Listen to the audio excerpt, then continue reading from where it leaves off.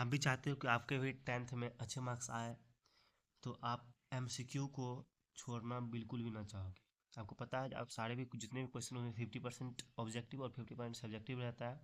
Friends, हम ये objective का सेट लेकर के आगे बढ़ रहे हैं, जिसमें से सारे के सारे क्वेश्चन जितने भी आएंगे, आपके सारे क्वेश्चन इसी सेट में से आएंगे। इससे पहले एक सेट कंप्लीट हो चुका है, वो है 15 क्वेश्चंस का सेट। तो आज ये दूसरा सेट है जिसमें हम लोग आज फिर से एक 15 क्वेश्चन करेंगे।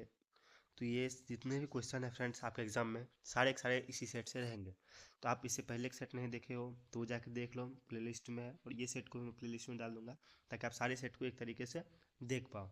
बिना देरी की वीडियो कर देते हैं स्टार्ट। तो आप मुझे अंत में बताना, आपने 15 क्वेश्चन जो आज का होगा उसमें से कितने क्वेश्चन आपके सही हुए। तो चलिए फ्रेंड्स, पहला क्वेश्चन की तरफ बढ़ते हैं। पहला क्वेश्चन है, यदि एक दर्पण की फोकस दूरी प्लस 20 सेंटीमीटर है तो वो दर्पण किस प्रकार का होगा। पहला ऑप्शन आपके पास उत्तल दर्पण, अवतल दर्पण, समतल दर्पण, गोलीय दर्पण। इसका जो करेक्ट आंसर हो जाएगा वो क्या हो जाएगा फ्रेंड्स, उत्तल दर्पण, ऑप्शन नंबर ए। आगे बढ़ते हैं हम लोग। दूसरा क्वेश्चन है, अवतल दर्पण की फोकस की स्थिति क्या होती है। अवतल दर्पण फोकस की स्थिति क्या होती है, वस्तु से दूर, वस्तु के पास, मुख्य अक्ष पर स्थित, दर्पण के सामने। इसका करेक्ट आंसर क्या हो जाएगा फ्रेंड्स, मुख्य अक्ष पर स्थित होती है। फोकस दूरी कहाँ होती है, मुख्य अक्ष पर स्थित होती है। अगले क्वेश्चन बढ़ते हैं, क्वेश्चन नंबर 18। समतल दर्पण की फोकस दूरी क्या होती है। तो हम सभी जानते हैं समतल दर्पण की फोकस दूरी क्या होती है, अनंत होती है। तो इसका करेक्ट आंसर हो जाएगा ऑप्शन नंबर सी। अगले क्वेश्चन पर बढ़ते हैं, उत्तल दर्पण किस प्रकार की प्रतिबिंब प्राप्त होता है। तो पहला है वास्तविक और उल्टा। फिर ध्यान रखिएगा ये उत्तल दर्पण का बात कर रहा है, वास्तविक और उल्टा। दूसरा है आभासी और उल्टा, वास्तविक और सीधा, आभासी और सीधा। तो फ्रेंड्स, उत्तल दर्पण पे क्या होता है, हमेशा आभासी यानी वर्चुअल होता है और उल्टा होता है। तो इसका करेक्ट आंसर क्या हो जाएगा, ऑप्शन नंबर बी इसका करेक्ट हो जाएगा। अगले क्वेश्चन की तरफ हम लोग बढ़ते हैं, क्वेश्चन नंबर 20, जो कि है प्रकाश की किरण पथ को दर्शाने वाले चित्र को क्या कहते हैं। जो प्रकाश की किरण को दिखाता है उसको क्या कहते हैं फ्रेंड, किरण आरेख, प्रकाश चित्र, प्रतिबिंब चित्र, परावर्तन चित्र। इसका करेक्ट आंसर क्या हो जाएगा, ऑप्शन नंबर सी, प्रतिबिंब चित्र। अगले क्वेश्चन में बढ़ते हैं 21 में। 21 का क्वेश्चन है, ध्रुव किसे कहते हैं। दर्पण की वक्ता केंद्र, दर्पण की मुख्य अक्ष, दर्पण के मध्य बिंदु और दर्पण परावर्तक क्षेत्र। ध्रुव किसे कहते हैं, दर्पण के मध्य बिंदु क्या कहते हैं, ध्रुव कहते हैं। ऑप्शन नंबर सी इसका करेक्ट हो जाएगा। 5 क्वेश्चन में से आपने किसी क्वेश्चन सही किए, कमेंट बॉक्स में जरूर बताएं। अगले क्वेश्चन की तरफ बढ़ते हैं फ्रेंड्स। अगर आप हमारे चैनल पर पहली बार विजिट कर रहे हो तो प्लीज़ से प्लीज़ हमारे चैनल को सब्सक्राइब कर लीजिए, ताकि मुझे और मोटिवेशन मिले आपके लिए ऐसे ही सेट और इंपॉर्टेंट क्वेश्चन का सीरीज लाता रहूँ, और आप अपने एक तैयारी को बेहतर बनाए और आप अपने रिजल्ट को बेस्ट लेकर जाए। अगले क्वेश्चन बढ़ते हैं, पारदर्शी पदार्थ कौन है।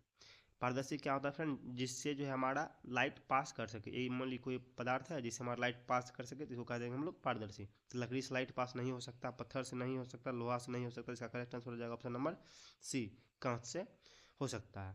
तो अगले क्वेश्चन बढ़ते हैं, क्वेश्चन नंबर 23। वो क्या है फ्रेंड्स, यदि वस्तु अवतल दर्पण की फोकस के अंदर रखी जाती है तो प्रतिबिंब कैसा होगा। अवतल दर्पण पे है और फोकस के अंदर रखी जाती है, मतलब 6 या 7 इसका जो है फ्रेंड्स वो केस बनता है, उस केस में से ये क्वेश्चन पूछ रहा है। तो चलिए इसका आंसर देख लेते हैं। पहला ऑप्शन है वास्तविक और छोटा, काल्पनिक और बड़ा, वास्तविक और बड़ा, काल्पनिक और छोटा। तो क्वेश्चन नंबर 23 का क्या हो जाएगा फ्रेंड्स, अब दर्पण फोकस के अंदर रखे जाते प्रतिबिंब कैसा होगा, काल्पनिक और बड़ा। ऑप्शन नंबर बी इसका करेक्ट हो जाएगा, काल्पनिक और बड़ा। क्वेश्चन नंबर 24 पे बढ़ते हैं, दर्पण के मुख्य अक्ष का मान को क्या माना जाता है। दर्पण के मुख्य अक्ष को क्या माना जाता है, दर्पण का ध्रुव, दर्पण के वक्ता केंद्र, ध्रुव और वक्ता केंद्र के बीच की रेखा, परावर्तक सतह। तो इसको क्या माना जाता है, ध्रुव और वक्ता केंद्र के बीच का रेखा। Option number C is correct.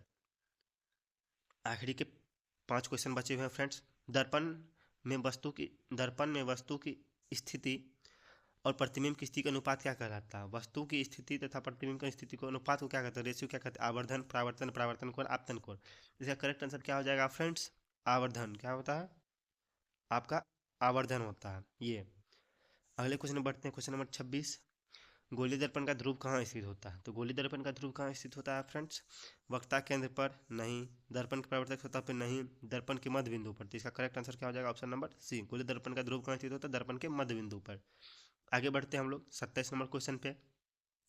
आपतित किरण क्या होती है। पहला है दर्पण की सतह पर टकराने वाली किरण को आपतित किरण कहते हैं। परावर्तित, यहाँ परावर्तन हो गया, ये नहीं होगा। दर्पण के अंदर किरण, ये भी नहीं होगा। दर्पण की सतह से दूर जाती हुई किरण, ये भी नहीं होगा। तो ये इसका करेक्ट आंसर हो जाएगा ऑप्शन नंबर ए, सतह पर टकराने वाली किरण। फ्रेंड्स, अगर आपको इस सेट में या इस वीडियो क्वालिटी में या कुछ आपको बेहतर चाहिए या कोई परेशानी हो रही है तो कमेंट बॉक्स में आप जरूर से जरूर आप अपना फीडबैक दें, मैं उसे आपका बेहतर करने का प्रयास करूँगा। अगले क्वेश्चन की तरफ हम लोग बढ़ते हैं।